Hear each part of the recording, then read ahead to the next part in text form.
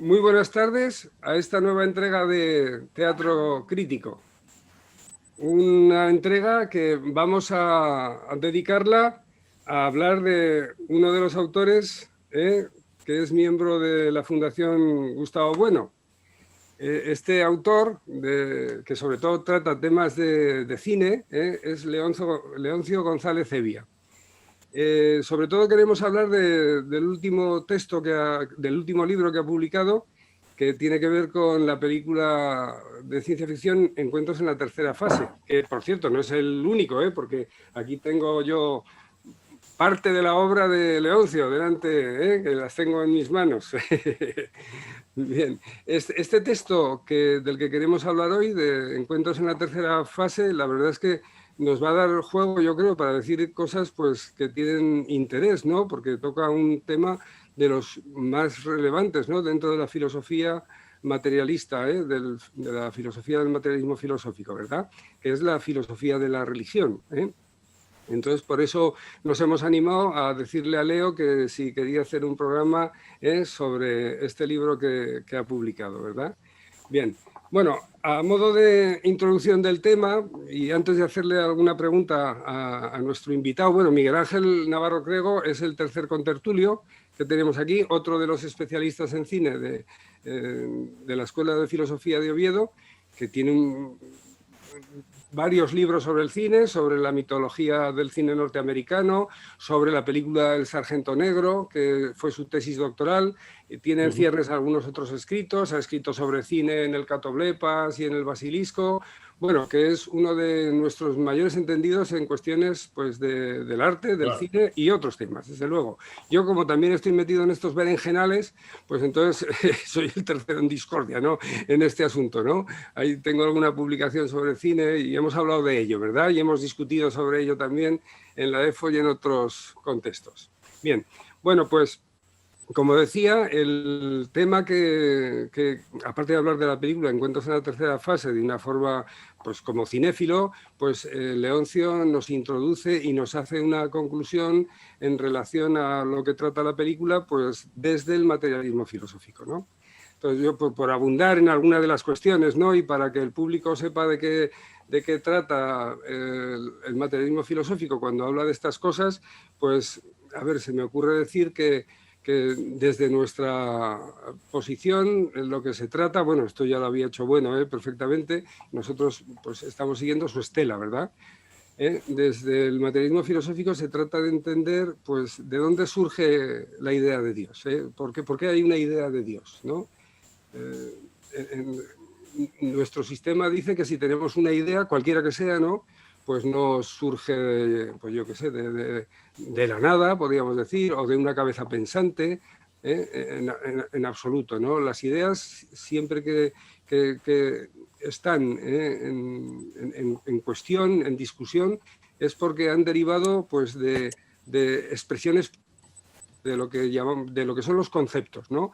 Para que haya una idea ha tenido que haber antes un concepto y ese concepto ha tenido que tener una referencia clara y distinta, porque si no, luego es cuando esos conceptos pues, han chocado con otros conceptos, ha habido distintas formas de tratar de explicarlos, han empezado a emborronarse y bueno, cuando empiezan a emborronarse los conceptos es cuando tenemos las ideas. Y una de esas precisamente es la idea de Dios. Bueno, el materialismo filosófico, desde luego, que se opone radicalmente, ¿no?, a las expresiones que hablan de la idea de Dios o de Dios, pues es idealistas y espiritualistas, ¿verdad? Hay modos de expresar, ¿no?, el origen de esta idea de Dios, el origen de la religión, que desde nuestro punto de vista podemos ver pues, que se pueden acercar más a nuestras explicaciones. Bueno, por poner dos ejemplos, ¿no? Podríamos hacer una lectura materialista, no la voy a hacer del idealismo y del espiritualismo, que luego saldrá la cuestión, porque sobre todo se habla de eso cuando hablamos de... Bueno, que saldrá la cuestión en el debate, ¿verdad? Yo quería hablar, luego ya hablará Leoncio de Encuentros en la tercera fase, de la idea que tiene Freud, por decir, ¿no?, de dónde surge la idea de Dios en Freud, y la de Ebémero, ¿no? La de Ebémero señalado bueno en muchos contextos, ¿no? Y es muy rápida. Quizá la de Freud pues no se ha tratado tanto, pero sí que podemos decir que se parece en cierta medida, ¿no?, a la de Vémero, aunque es una propuesta psicologista, ¿verdad? Pero bueno, pese al psicologismo de la propuesta de Freud, la verdad es que esta idea de Dios, la idea de Moisés como el Dios de los cristianos, ¿no?, que incluso llega a decir en Moisés y la religión judía que el pueblo hebreo se come a Moisés, se come a Moisés porque, claro, la explicación de Freud del origen de la idea de Dios es una explicación que tiene que ver con el complejo de Edipo, ¿verdad?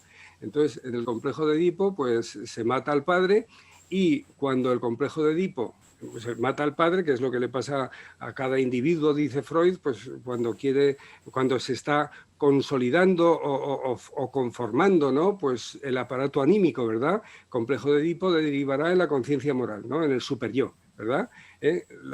Saltar el complejo de Edipo en el individuo hace que tengamos una conciencia moral. No debo de querer matar a mi padre, no debo de hacer lo que hace él. Estos serían los primeros mandatos de la conciencia moral en esta explicación, ¿no?, idealista, psicologista de Freud en el individuo. Pero en la sociedad, cuando Freud lee los textos de los padres de la antropología, bueno, y estos padres de la antropología pues están desarrollando sus teorías a partir pues de todos los datos que han recopilado pues de los misioneros que han estado por todos los lugares de Oceanía, de Nueva Zelanda, vamos, de Polinesia, y han descubierto que en las hordas, pues en un momento determinado hay una coincidencia en que una horda es un macho dominante, como pasa con los animales, un macho dominante que está con las hembras.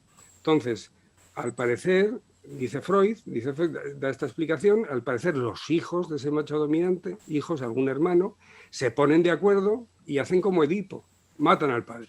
Y encima luego se lo comen. Esto es lo que dice Freud, como luego dirá que hizo Moisés, los judíos con Moisés, ¿verdad? Se lo comen al padre. Y como luego dice, uy, ¿qué hemos hecho? ¿Qué hemos hecho? El sentimiento de culpabilidad de Freud, ¿no? Dice, pues lo erigen en el tótem, en la divinidad. En la divinidad, y el padre comido es la divinidad, que a veces está representada por un animal, que luego se suelen comer en ritos, pero de aquí el toque materialista, ¿no? No deja de ser, ese tótem tiene tener una referencia real, El Dios es el padre que les pegaba para que no yacieran con sus hermanas, ¿verdad? Este es el toque materialista que se puede ver en la explicación de Freud. En la de Vémero, pues es más rápida, ¿no? Porque tal y como nos ha contado el propio Bueno, Vémero tenía la teoría de que pues Vulcano o Zeus es la expresión que ha ido acrecentándose, divinizándose por el paso de la tradición oral, de un hombre que fue eminente en la ciudad, un herrero eminente o un jefe de una población eminente, que por esa tradición oral se ha ido agrandando y ha pasado de ser hombre a divinizarse, ¿no?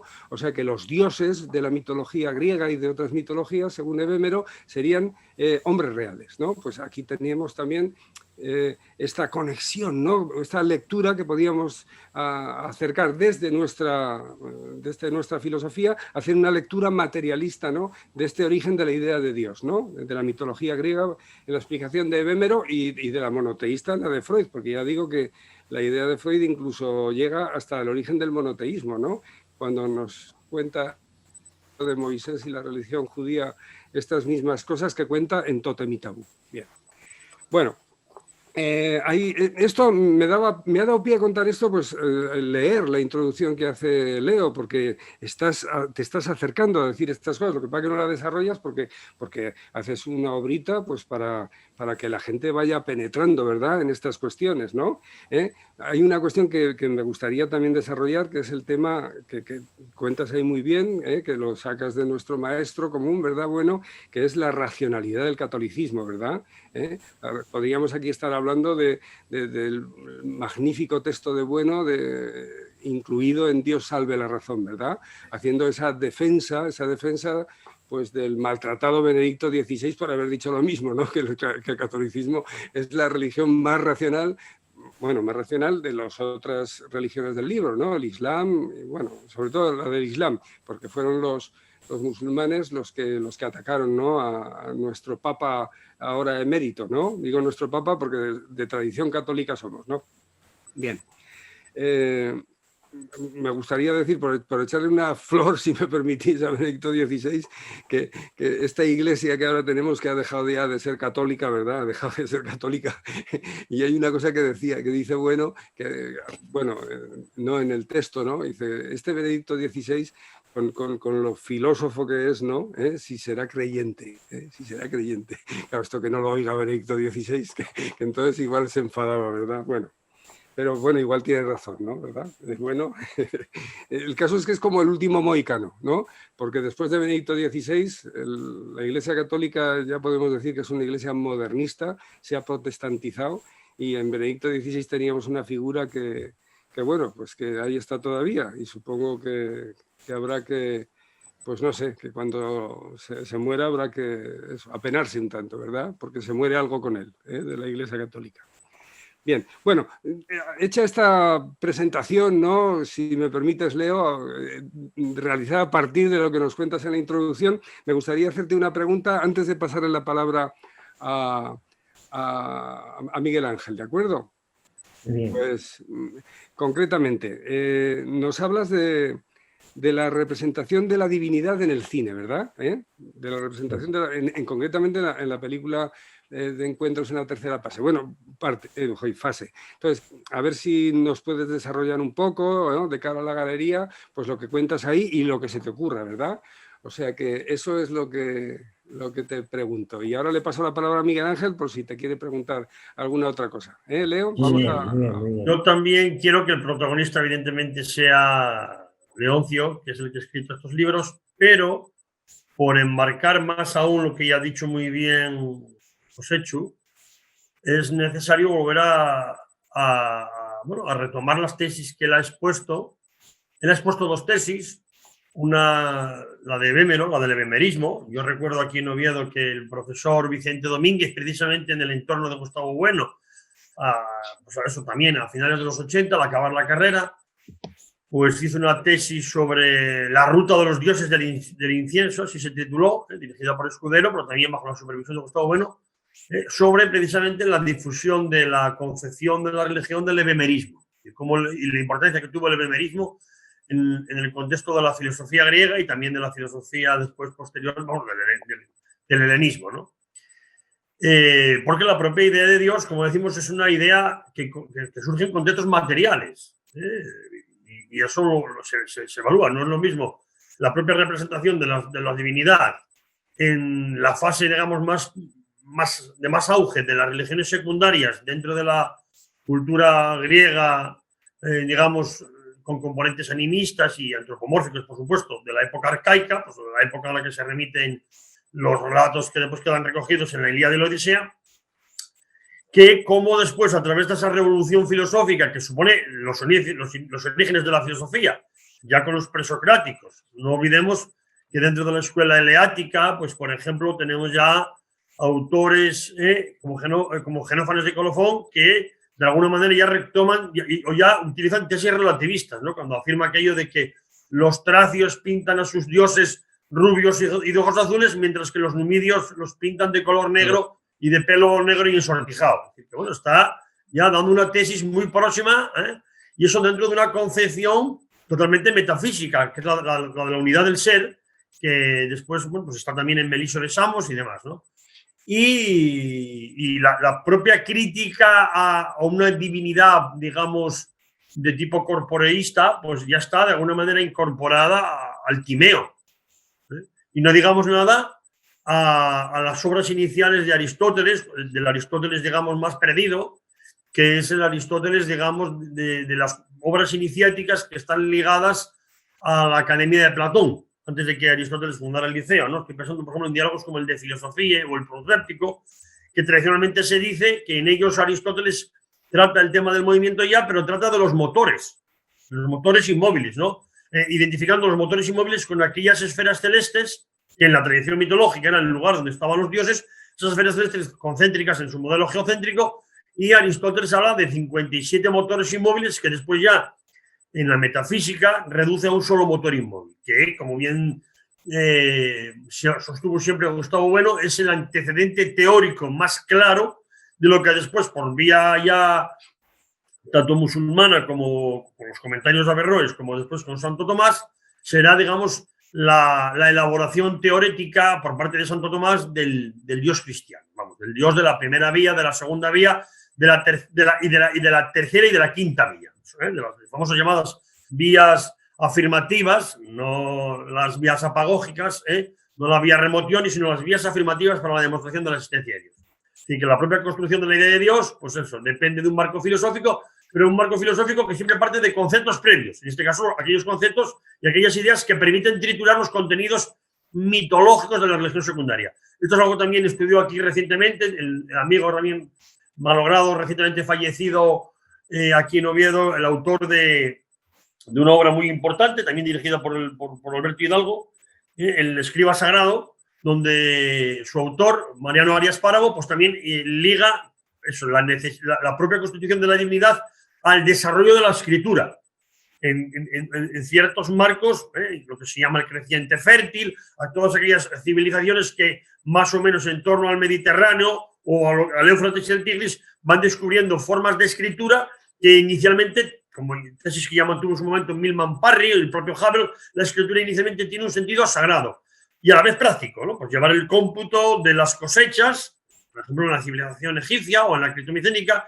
llevar el cómputo de las cosechas para que después en esas civilizaciones agrarias, pues los sacerdotes, la casta sacerdotal y dentro de ellos la casta de escribas hicieran el reparto entre el resto del pueblo, ¿no? Y entonces lo que se llama la atención es que la tesis que hemos sostenido, bueno, que yo modestamente he sostenido cuando me he dedicado al cine de Hollywood, es que buena parte del cine de Hollywood, cine que evidentemente forma parte de la plataforma imperial, de ese imperio que emerge inicialmente de manera tímida, pero ya sentando sus reales, como comentábamos también ayer cuando hablábamos de España como talasocracia. Es decir, bueno, pues, ¿qué hace? Lo primero que hace Estados Unidos, ¿qué es? Arrebatarle a España lo que le quedaba. Cuba, Filipinas, en el 98. Después, intervenir en los asuntos de México, ya llevaba interviniendo desde 1830 y tantos, de manera indirecta. Pero después intervenir, bueno, pues en la guerra civil en México. Y en el interín, en el año 17, ayudar a los aliados con tropas, ayudar a vencer al Kaiser alemán a través de los famosos Dog Boys, o sea, los muchachos americanos que van ya a ayudar a los ingleses y a los franceses. Evidentemente, el cine de Hollywood es el cine de un imperio emergente, de un imperio capitalista emergente. Claro, los imperios anteriores no eran capitalistas, o por lo menos no eran capitalistas, podían ser mercantilistas, por ejemplo, el francés en su primera fase, en el siglo XVIII y demás. Pero entonces, bueno, lo que intentamos analizar, lo que vamos a intentar analizar es, y es Leoncio quien lo va a explicar, es por qué hay un cine religioso, pero que desborda el marco de lo que mucha gente, por sentido común, cree que es la religión. Es decir, no estamos hablando solamente de un cine que represente figuras históricas o mitológicas a partir del relato de la Biblia, porque evidentemente películas sobre la figura de Jesucristo o sobre la figura de Barrabás o sobre la figura de San Pedro se han hecho muchas y con diferentes claves, sino que de lo que se trata es de entender el concepto de religión de una manera dialéctica, histórica, aplicando la doctrina de los géneros porfirianos, plotinianos, donde a partir de un núcleo originario la religión, al menos en Occidente, tiene un desarrollo donde a partir de ese núcleo se desarrolla su esencia, pero evidentemente la esencia de la religión no se reduce a su núcleo originario, sino que hay que verla en su desarrollo, es decir, en su curso. Y solo viéndola en su curso es cuando podemos captar el cuerpo de las religiones, sabiendo que ese cuerpo es dinámico, es decir, que ese cuerpo está cambiando.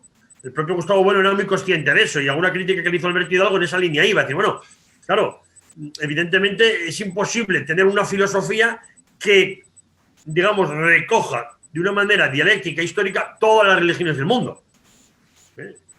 Porque, claro, eso sería una obra imposible. En el marco antropológico, y en la era de máximo esplendor del Imperio Británico, así lo intentó Sir James Fraser con su famosa obra en 12 volúmenes, La Rama Dorada, que todo el mundo ha manejado el compendio en un volumen, que está en Fondo de Cultura Económica, porque claro, los 12 volúmenes, y también a principios del siglo XX, dentro del marco católico, Wilhelm Smith, con la escuela, con su propia escuela, creo que era una escuela también vienesa, pues intentó hacer una especie de estudio de todas las religiones, pero claro, siempre ya preconcibiendo que tenía que encontrar en ellos el sustrato del monoteísmo.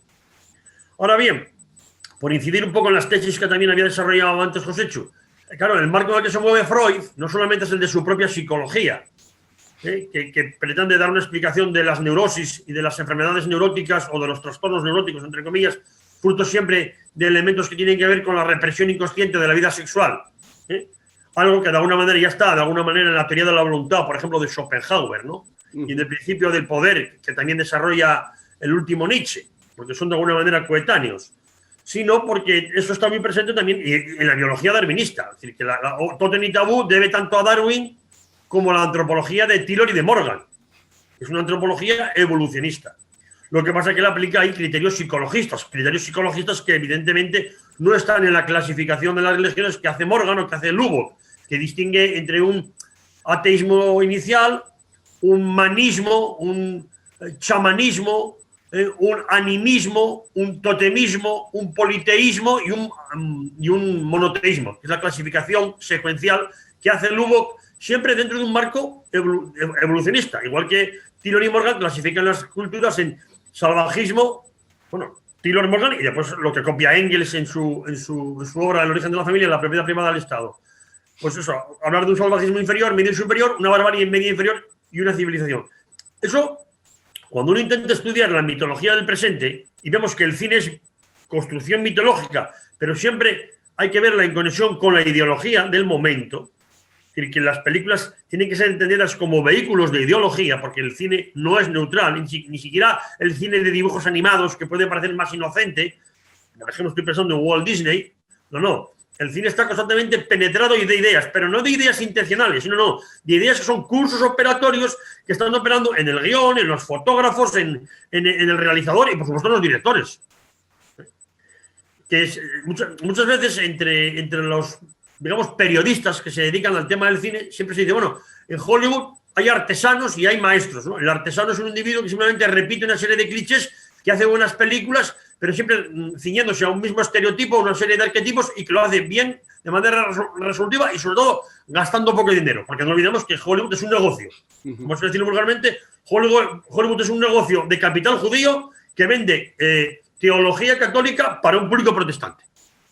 Pero, este aquí, y esto ya es incidiendo en lo que hizo Leoncio, este aquí que a raíz de la Guerra Fría, esa teología católica o esa teología protestante, del individuo predestinado a triunfar en los negocios para hacer méritos, la tesis de Weber, que también comentábamos ayer, ¿no? Parece que queda en suspenso porque aparece todo un mundo ligado a la necesidad de justificar los grandes desembolsos en la carrera de armamentos y en la carrera espacial frente al enemigo real, que en este momento es el mundo soviético y el imperio soviético. Hay una refluencia de una serie de fantasmas, vamos a decirlo así coloquialmente, que ya estaban en el cómic, los cómics de superhéroes, pero que rápidamente se traspasan al mundo del cine. Y además es que ese cine, llamémoslo cine fantástico, cine, digamos, de ciencia ficción, por utilizar, digamos, los términos más coloquiales, que después habría que destruir internamente con criterios propios del materialismo filosófico, van a competir precisamente con el western. Hay una generación de jóvenes que en los años 50, a la vez que ven westerns, están viendo películas de marcianos, películas de ovnis, películas de seres extraterrestres, películas donde un individuo, pues, bueno, pues ya no es solamente una referencia, por ejemplo, a la típica novela fantástica Los viajes de Gulliver, de Jonathan Swift. No. Es una actualización, pero siempre dentro del marco de la Guerra Fría. Y yo creo que ahora es cuando hay que darle pie a Leoncio para que explique todo eso en el marco de ese Hollywood de mediados de los 50, que rápidamente va a desarrollar una serie de directores especialistas en eso que, le digo, coloquialmente llamamos cine fantástico, cine de ciencia ficción, pero que tiene una carga ideológica y mitológica propio de un determinado curso de las religiones. Muy bien. Venga, Leo. Buenas tardes, compañeros. Pues nada, me dejasteis la pelota votando, ¿eh? Entonces, nada, estoy encantado de saludaros. Me habéis apuntado tantas cosas que es tal mogollón. Yo había sacado unas notas de lo que dice el maestro, ¿verdad? A propósito, el animal divino, sobre todo, pero luego también sí, cuestiones cuodlibetales, la fe del ateo, para no venir a pecho descubierto, ¿eh? Pero bueno, bien, a fin de cuentas, pero se trata de ser muy riguroso y muy escrupuloso y tener mucho cuidado, porque los análisis del maestro eran tan finos, tan finísimos, ¿no? Y bueno, pues no sé, de lo que tengo sacado aquí de notas y de lo que me habéis comentado vosotros, pues no sé, se me ocurre decir, claro, el animal divino es la obra capital, ¿verdad? En este asunto, entiendo yo. Entonces, las tres fases históricas del desarrollo de la religión, lo que apuntaste tú, Joséchu, de que se tenga, de que nos atengamos a una esencia de la religión que trate que verdaderamente, y la verdad y el núcleo, el curso y el cuerpo que habéis dicho, ¿no? Pero que se trate de la religión, ¿qué es realmente esto? ¿Qué verdad es? ¿Cuál es la verdad? La verdad, pues es la de la relación de los hombres con los animales del Paleolítico. Entonces, eso es un referente positivo, lo que dijiste tú, ¿no, José Chu? Son los animales. Ahora bien, luego esos animales se domestican. Yo estoy abreviando muchísimo, son 400 páginas de cuerpo de doctrina, como decía el maestro, es una cosa impresionante. Bueno, se domestican los animales, los númenes, porque esa es la cuestión. El numen se proyecta en el cielo y ya no es la bóveda de la cueva rupestre, sino que es la bóveda celeste. Ahí se proyectan los númenes. Las almas suben al cielo, que se dice ahora también, por ejemplo. Entonces, esa sería ya la fase secundaria, que es delirante, mitológica y falsa, ¿no? En la fase secundaria de la religión de los dioses del antiguo Egipto, de los mayas, de los aztecas, de los hindúes, de los chinos, Egipto, que tanto está en boga, ¿no? Y para estar. Desde luego, yo no sé qué demonios le ven a esa cosa. Pero bueno, como están con la egiptología a todo meter, y entonces, bueno, luego se trataría, por ejemplo, de las secuencias de argumento de las películas, aplicado a las películas, que es de lo que se trata. Entonces, en este caso, bueno, antes se toma del cuerpo, más que del núcleo, del cuerpo de las religiones, los asuntos del argumento de las películas. Entonces las películas pues se ocupan pues eso, de los animales, tipo la película Los pájaros de Alfred Hitchcock, claro, Tiburón de Spielberg, son númenes estas cosas, ¿no? O qué sé yo aquí apunté una serie prefiero no leer porque prefiero ir según cómo salga, ¿no? Y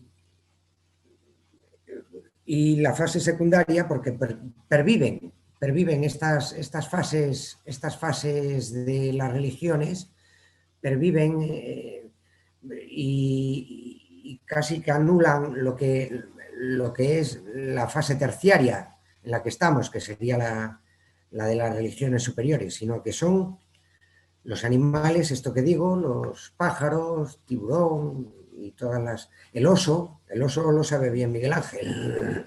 Sí.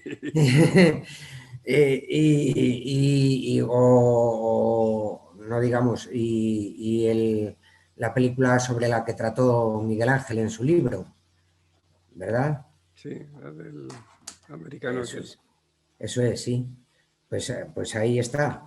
Y la fase secundaria de las religiones, pues ya sería, pues aquí apunté unos títulos que son los más avenidos con la filosofía de la religión que nosotros manejamos, pues Prometheus, que tú escribiste sobre ella, Prometeo, de Ridley Scott, de la franquicia de Alien. Sí, sí, sí. Eso es clarísimo, es cine religioso de arriba abajo. Lo que pasa que falsificado, adulterado. Exactamente, sí. Eso es. La película de la que trato yo, Encuentros en la tercera fase, Superman es cine religioso, pero vamos, en redondo. Depredador, que es una película que, aunque salga Schwarzenegger, es una película fantástica, maravillosa. Y es cine religioso, pero lo mismo. C por B. Como La Cosa.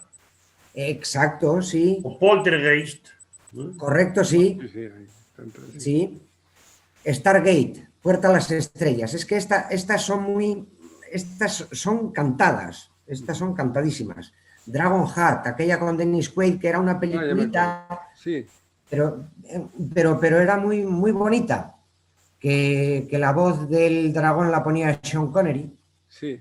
Pero aquí en España la puso Paco Raval. Paco Raval, me acuerdo. Joder, es la teoría del maestro, pero de arriba abajo. Sí, sí. Calcada, clavada. Anaconda, que es una película que es muy, muy mal puesta por la crítica, pero bueno, ¿qué cojones sabe la crítica? Con perdón, quiero decir, Anaconda es una película chulísima, y además es una del primo de Mario Vargas Llosa, Luis Llosa, y es una película, es cine religioso de arriba abajo otra vez, y bueno, y hay que leerlo en esa clave, que no lo lea, pues peor para él. Sí. Señales tiene muchos elementos, señales de Night Shyamalan, de M. Night Shyamalan, que tiene sí. Señales tienen mucho. De los gusanos, ¿no? Señales. No, Señales era la de los círculos de las cosechas. Ya me acuerdo, sí. Sí, que hace Mel Gibson de un cura para encima. Ajá. Claro, ¿quieres más? Pero es que está llena de referencias al cuerpo de la religión completa, está llena de ello. Y de referencias en la religión, pero son los alienígenas, lo de siempre. Y una película muy bonita que ahora ya lo que está haciendo ese hombre, pues no sé lo que es.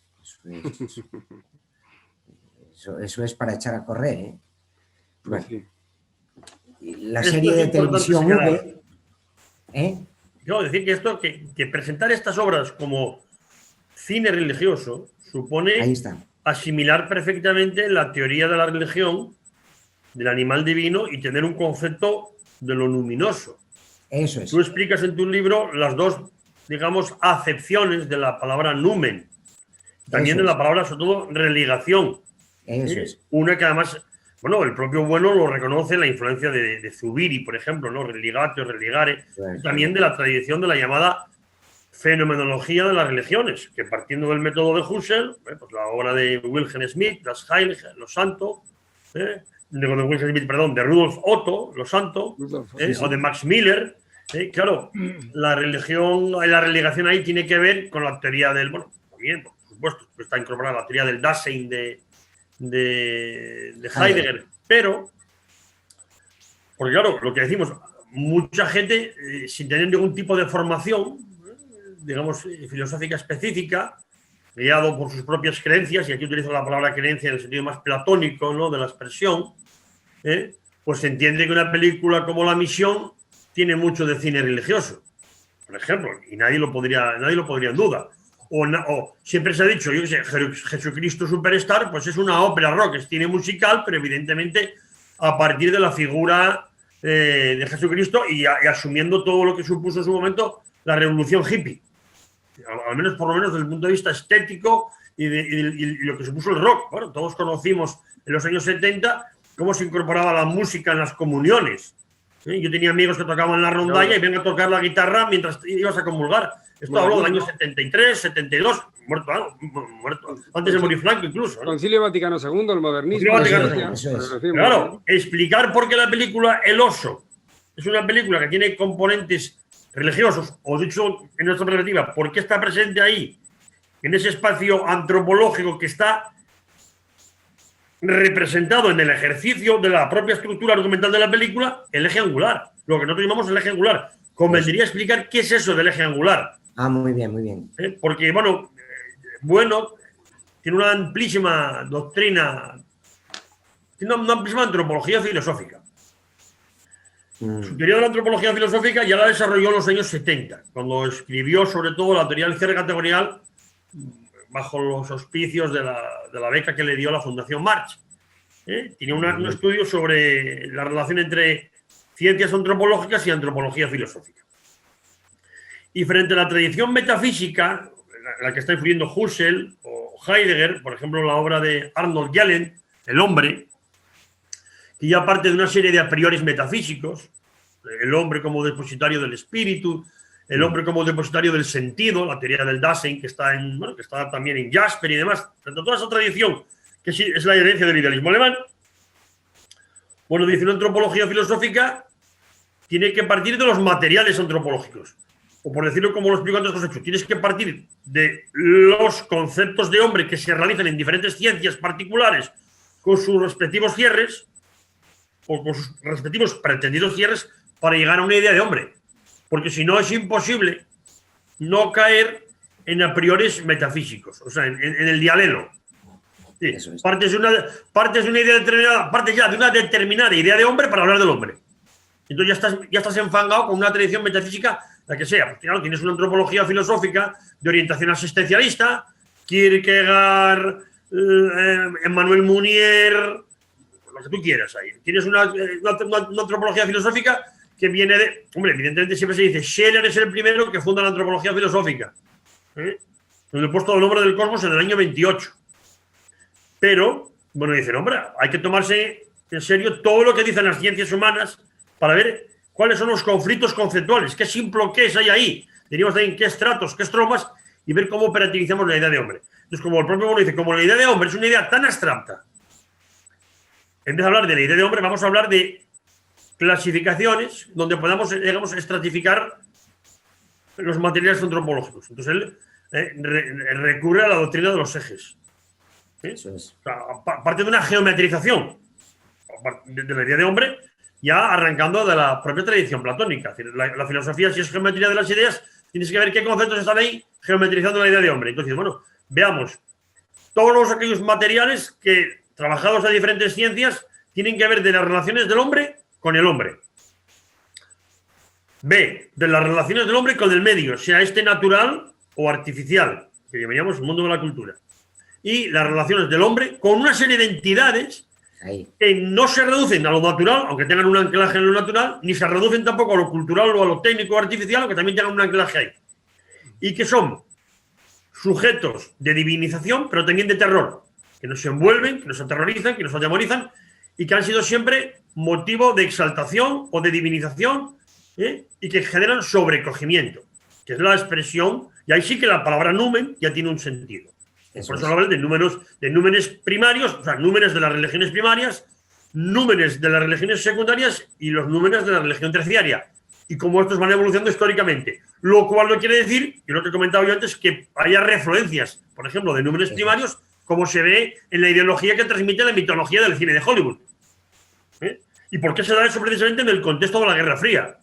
Donde el miedo al otro, y el otro, claro, evidentemente es el rojo, el miedo al rojo, un miedo que además tú no puedes cuantificar, porque precisamente como estás en un estado de Guerra Fría, pues dependes del FBI, dependes de la CIA, dependes de organismos que te están gobernando y que te están mintiendo y que te están ocultando cosas que pueden ser peligrosas, pero sobre las que vale mejor pues no alarmar a la población.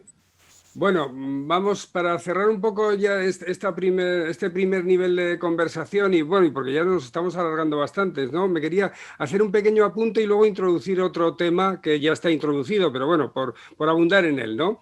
Y es porque, bueno, de todas las cosas que nos ha dicho Leo, no ha tocado casi ninguna película, yo creo, de la religión terciaria, de las religiones monoteístas, que las hay, pero solo quiero incidir en cuando Bueno, en este artículo que escribe en el Basilisco sobre el cine religioso, cuando nos habla de los milagros no cinematográficos y de los milagros cinematográficos, ahí nos da ejemplos pues, que tienen que ver del cine con las religiones terciarias, ¿no? Por ejemplo, cuando nos cuenta, hablando de los milagros cinematográficos, ¿no? Que son los que nos hace visible el cine, y que son, pues, y pone el ejemplo de los panes y los peces en la película de Pasolini sobre el Evangelio según San Mateo, ¿verdad? Ese sería un milagro cinematográfico y está haciendo referencia a una película que está tratando, bueno, que ya no sé si la habíamos mencionado, ¿no? Está tratando sobre la religión terciaria, monoteísmo cristiano, ¿verdad?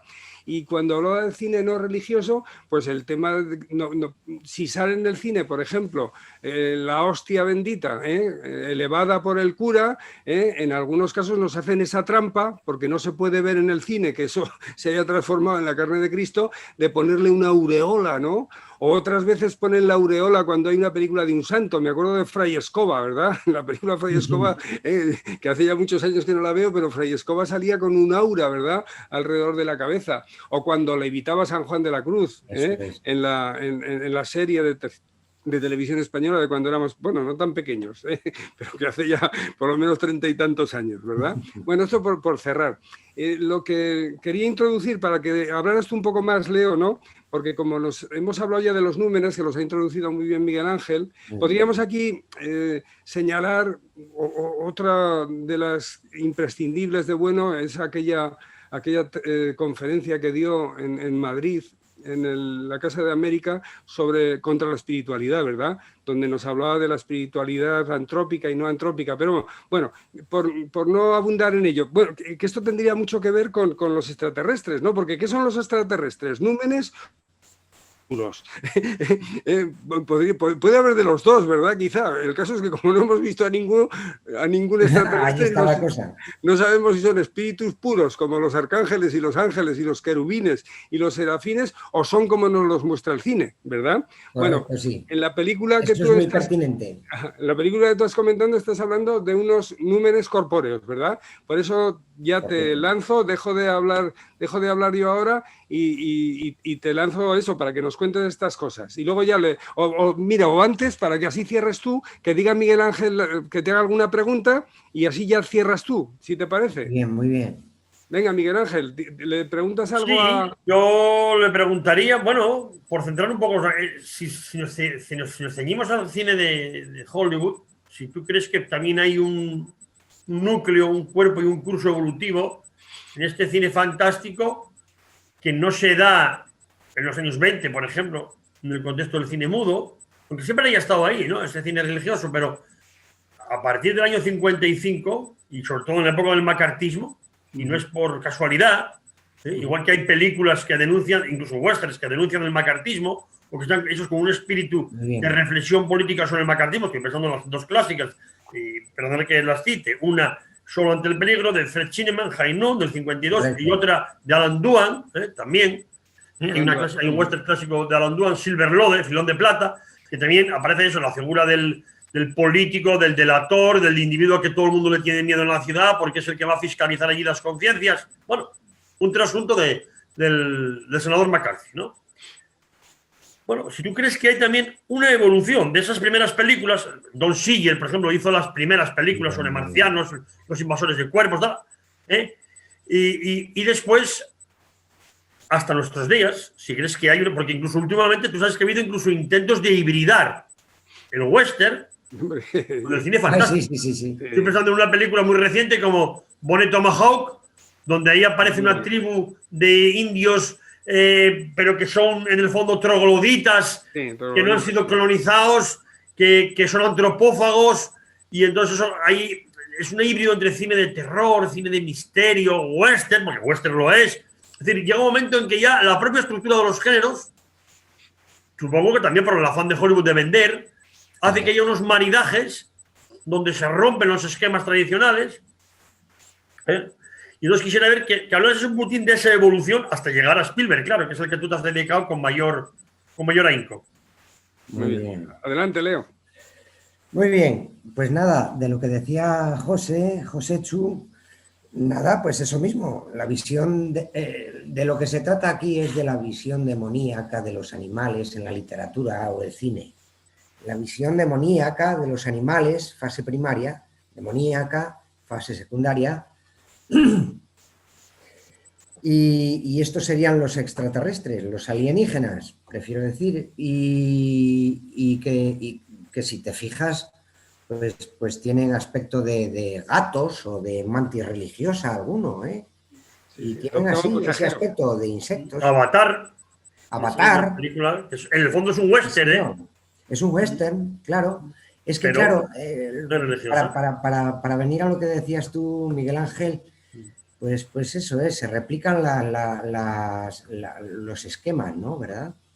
Y se repiten y pues hay, qué sé yo, hay aliens y cowboys también. Hay una con Harrison Ford, ¿no te acordabas de esa? Sí, yo también me acuerdo. Sí, o sea, el acabose. Pero bueno, ya es que ya no saben qué hacer. Yo no sé, y están, no sé, se vuelve a lo mismo de siempre, nada nuevo bajo el sol, lo que siempre decimos, ¿no? Pero la disputa con los soviéticos, eso desde luego, eso fue fundamental. Y hablaste de Don Siegel, la invasión de los ladrones de cuerpos, el macartismo, pues es una película anticomunista total. Yo no sé por qué siempre están diciendo que si anticomunista, que si procomunista. La invasión de los ladrones de cuerpos es una película pro McCarthy total, ¿no? Don Siegel, el mismo Don Siegel, pues estaba en esta línea, ¿no? Es una película maravillosa, pero bueno, se enmarca en el género fantástico, pero lo que se dice muchas veces, y tantas veces que se dice también, que en el western replica, pues eso, replica argumentos dramáticos, melodramáticos, pues es perfecto. Lo que pasa que el vehículo es el lejano oeste, el Far West, sobre el que escribes tú, Miguel Ángel, pero bueno, bien. Pero vienen a lo mismo. Pero la disputa con los soviéticos, pues eso fue fundamental. Yo lo apunto y que se tenga la bomba atómica, no sea que vengan los marcianos y haya que petársela allá a los marcianos por si nos invaden y por si vienen con malas intenciones y haya que... Eso lo apunto en el libro. Esto lo tengo dicho yo en círculos de fantasiosos de lo paranormal. Me tienen dicho que es una tontería, digo, ¿no? Y lo que decís vosotros no, ¿verdad? Pero pues esto es todo el contexto sociopolítico que está pesando ahí siempre. En los argumentos de las películas, en los fundamentos de que se hagan las películas que se hacen, claro. Veremos ahora que, porque nosotros estamos pendientes del cine norteamericano, le pese a quien le pese, porque es el mejor, le pese a quien le pese. Ahora que Trump se desaloja y vienen estos otros, pues veremos a ver en qué para la cosa. Y ahí se va a ver. Y el cine lo va a reflejar. Pues esto es. Muy bien. Pues, si me dejas comentarte una cosita. Ha salido por aquí el cine americano contra el enemigo, ¿no? Contra el enemigo que les quedaba, ¿no? El de la Guerra Fría, los soviéticos, y por señalar algo que hemos aprendido también de bueno, ¿no? El tema de que si estamos buscando extraterrestres, sobre todo lo debemos a que el marxismo, ¿no? Ha dicho que como la historia necesariamente solo puede seguir una línea, pues si hay otros seres en otros lugares del universo, pues esos seres también van a ser racionales y además conseguirán alcanzar la libertad, ¿verdad? Bueno, hay una novela muy famosa, hay varias novelas muy interesantes que se han llevado al cine, ¿eh? Sobre todo, bueno, y quiero referirme a dos de rusos. Podía hablar de Solaris, pero bueno, Solaris es de un escritor polaco, aunque Tarkovsky haya llevado tanto Solaris como Starker, ¿no? al cine. Pero yo quería hablar de los Strugatsky, porque estos Strugatsky tienen una novela magnífica, muy buena. Stalker es de los Strugatsky, no es de el polaco. Los Strugatsky hacen esta novela, Qué difícil es ser Dios, que por cierto la lleva al cine primero un alemán, el cine alemán, en los años 80, pero hace 10 años se vuelve a llevar por los rusos. Y ahí se ven estos extraterrestres que son igual que los humanos. Son igual que los humanos que están en un periodo de la historia, cuando les visitan los rusos del siglo XXII o XXIII, les visitan para tratar de hacer que no se... Bueno, que no interactúen, ¿no? en el desarrollo necesario de la historia, ¿no? Pero sin embargo, pues interactúan, ¿verdad? Los rusos ahí, como se ve en la película y como se ve en la novela. Pero vamos, que estos extraterrestres, estos extraterrestres soviéticos no tienen nada que ver con los extraterrestres de Hollywood, ¿no? Porque claro, al ser racionales es muy... Bueno, que los hacen como si fueran humanos, ¿no? Y como si estuvieran en esto, en los mismos periodos, en las mismas fases que ha pasado el ser humano. Es un reduccionismo tan grande, ¿eh? Vamos, que hasta llama la atención, ¿verdad? Bueno, solo quería hacer esta cuestión. Mira, le voy a pasar la palabra a Miguel Ángel, luego ya, con lo que te he dicho ahora, si Miguel Ángel te hace alguna pregunta o algún comentario, hablas tú y cerramos. ¿De acuerdo? Muy bien. Venga, le paso a Miguel Ángel la palabra. Sí, yo simplemente insistir en la fertilidad que tiene la teoría antropológica del materialismo filosófico ligado también a su filosofía de la religión.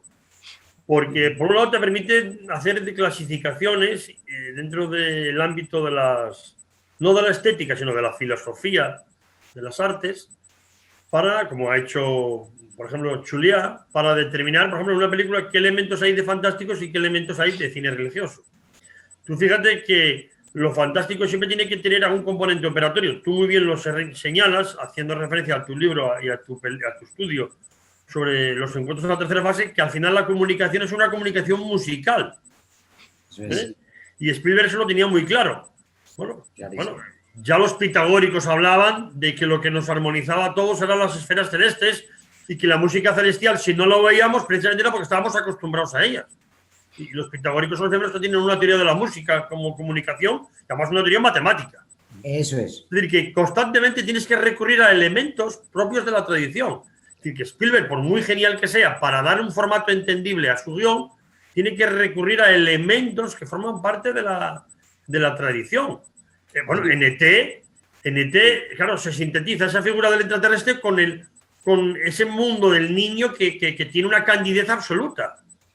Y entonces el extraterrestre ya no aparece ahí como enemigo, sino que aparece como una especie de, a la vez, como mascota, como esa proyección de los sueños de la infancia, ¿eh? O sea, que ahí tienes incorporado a Piaget, a Colbert, toda la tradición también, digamos, psicológica y evolutiva. Es decir, que claro, una película como ET no hubiese sido a lo mejor posible 30 años antes, porque el marco teórico de referencia en el que se hubiese movido el propio Spielberg era muy distinta. Y no olvidemos que además Spielberg desarrolla la teoría del numen animal en la saga de las tres películas de Tiburón, es clarísima.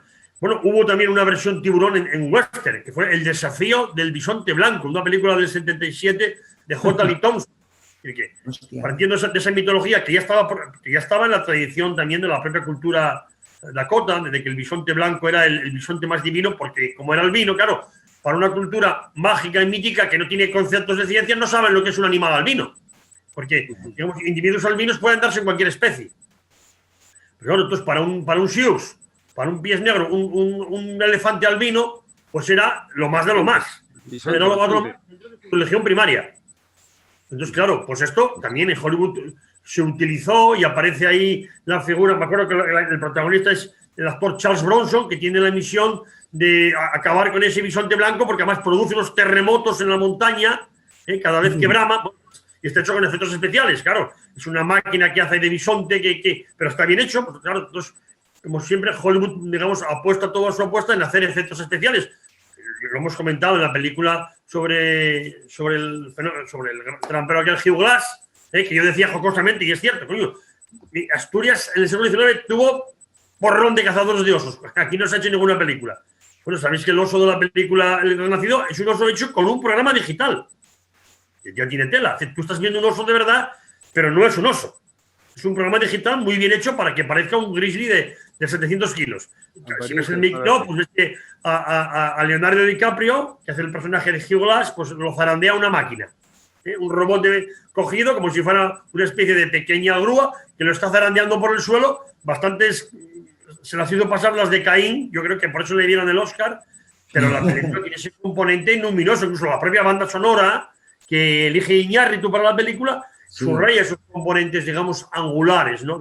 El individuo solo frente a la inmensidad de la nieve, frente a la soledad de los bosques que lo sobrecogen, donde todo, ¿no? La lluvia, el hielo, el frío, pues hace que te sientas como un ser minúsculo frente a la inmensidad de la naturaleza. Y ahí converge las religiones primarias con toda la nematología propia del ecologismo extremo, del animismo, que ya no se trata de decir hay que respetar la naturaleza, no, que es que la naturaleza es nuestra casa divina, que digamos es el ecologismo más extremo que ahora en algunas facciones de Estados Unidos y también en España se está desarrollando.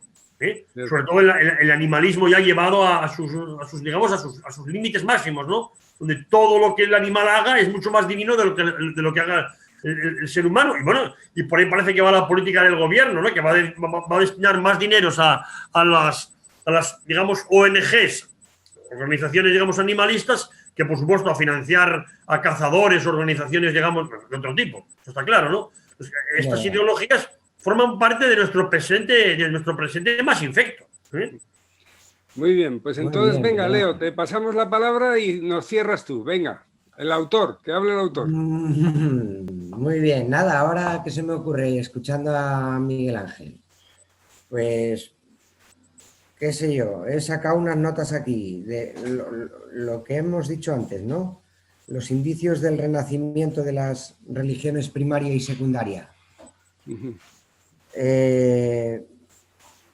Pues, ¿en qué forma?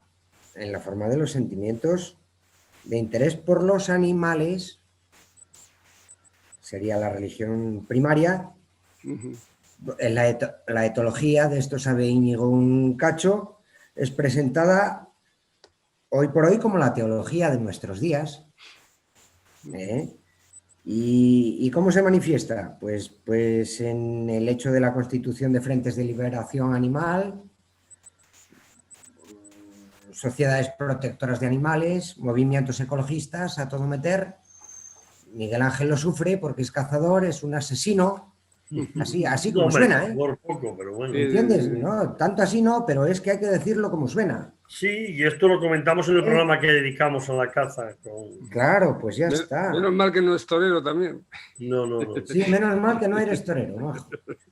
Pero bueno, siempre se ha dicho coloquialmente que cuando se deja de creer en el Dios de los monoteísmos, el hombre es capaz de creer en cualquier cosa. Entonces aquí no es que se haya evolucionado hacia un ateísmo racionalista, como el de Bueno, que asume el componente racional de la tradición católica sin renegar para nada de él, sino que se cae en el anticlericalismo frente al catolicismo, o sea, anticlericalismo anticatólico, pero después o se asumen postulados protestantes o se involuciona hacia religiones secundarias y primarias. Eso es. Además, en clave moderna son puramente emotivistas, porque cuando hablamos de que defendemos, con todas las críticas que se quieran, pero que defendemos el componente católico, lo que estamos diciendo es que defendemos los componentes racionales de la teología dogmática. Sí, desde Santo Tomás, correcto. pasando por Vitoria, Báñez Molina y, por supuesto, todos los grandes teólogos españoles, hasta Descartes, o hasta Kant, que bueno, precisamente lo mejor que puede decir de Kant, una vez que se critica el idealismo alemán, en el homenaje que se hizo a Kant ya hace años en y en Ribera Gigedo era precisamente eso. Kant, ¿qué es? No deja de ser un escolástico. Claro. Un escolástico pasó por la Ilustración, pero la potencia de su filosofía no se entiende sin Wall, sin Leibniz y sin la tradición anterior. Bueno, la influencia de Suárez llegó incluso hasta Schopenhauer. O sea, que eso es obvio, ¿no? Bien, pero parece que aquí, cuando se dimite del Dios de la teología cristiana, lo que se hace es, se dimite de la racionalidad, esos son rollos de filósofos y de teólogos, te diría incluso hoy día un profesor de religión, porque aquí lo que importa son las emociones. Y aquí ahora las emociones van ligadas no tanto a los semejantes, que sería el humanismo cristiano, sino a los animales. ¿Qué es lo que nos está diciendo Leo? ¿Verdad, Leo? ¿Qué es lo que nos estaba Ni más diciendo? ni menos, ni más ni menos. Venga, pues ciérranos ya, Leo. José, Lo estás nada, haciendo muy pues bien. nada, no. ¿Eh? Si queréis ya nada, no sé, lo que queráis. Yo encantado Muy de bien. estar con vosotros dos. Que me hagáis. Me hacéis un homenaje, me estáis haciendo un homenaje. Un homenaje, exactamente. ¿Verdad que sí, Miguel Ángel? Que se lo pero merece. esto es de locura, de locura. Bueno, pues entonces Dos nos vamos a pesos pesados despedir. haciéndome un Pero bueno, homenaje a mí, hay que resaltar que lo que tú haces en tu obra, para que la gente la lea, hombre, es hacer un análisis filosófico Ajá. de esos componentes de religiosidad primaria, pero también secundaria, que hay en una obra como Star Trek. Y que además no es que sean intencionales. O sea, no es que, digamos, Spielberg se propone hacer una filosofía materialista de la religión en esta película. No. Están disueltos en el Hollywood de la época. Lo que hace Spielberg, como hombre avisado y como hombre que conoce la industria y como hombre que conoce las claves, digamos, dramáticas de todo el cine anterior de este mismo género, es ponerlo en funcionamiento. Y además tú lo explicas muy bien en tu libro. Oye, que quiero este efecto. ¿Cómo lo busco? ¿Cómo lo hago? Oye, no lo puedo hacer. Tengo que buscar un hangar más grande para crear este efecto especial para que la gente entienda cómo se comunican con tal nave. Es decir, lo que estamos buscando son soluciones técnicas. Pero detrás de ese momento tecnológico está el momento nematológico que también existe en el cine. Es decir, la ideología que va a transmitir la película. Bueno, pues entonces ya creo que solo queda decir que si ponen en el buscador de Internet, de Amazon, quiero decir, el nombre de Leoncio y encuentros en la tercera fase, ahí podrán conseguir este magnífico ejemplar en el que habla de la película y de materialismo filosófico. Eso. Entonces, nos vamos a despedir de todos ustedes. Ha sido un placer estar con estos dos entendidos del cine, y hasta que hablemos de cine otra vez o de otras cuestiones de interés, que hay muchas. Gracias. Adiós, amigos, y adiós a todos los que nos estén oyendo ahora y en diferido. Muy buenas tardes. Gracias. Espera, ya está. Ya te veo un poco rosa. Y yo también, pero... Te sales más gordo. Claro. Bueno. A ver si se engancha Leoncio. Ahora ya mejor. Bien, un poco así, céntrate, que no te corte la cabeza si puedes. Yo mejor también. Ahí estás bien, muy guapo, Leo. Muy guapo. Bien. Estamos aquí los tres calborotas, estamos aquí. Sí, y ya estoy también de aquí para atrás. Bueno, pues ya hemos terminado. Fue breve. Bueno, 1 hora y pico hemos estado al final. Yo pensaba que íbamos a estar menos de 1 hora y se nos ha alargado un poco más de la cuenta. Aún no he comido. A comer. Es que hemos empezado muy pronto. José, tú esto lo grabas tú, no lo grabó Marila Bandera, Sí, ¿no? lo estoy grabando yo. Entonces, ¿sabes cómo hay que hacerlo? Lo editará ella, por eso sigo grabando ahora también, por si acaso quiere hacer alguna toma de esas falsas. Luego se lo mando y que haga lo que ella hace normalmente. Ya. Venga, un abrazo a los dos, Gracias, Venga. José, y gracias de nuevo. Seguimos en contacto.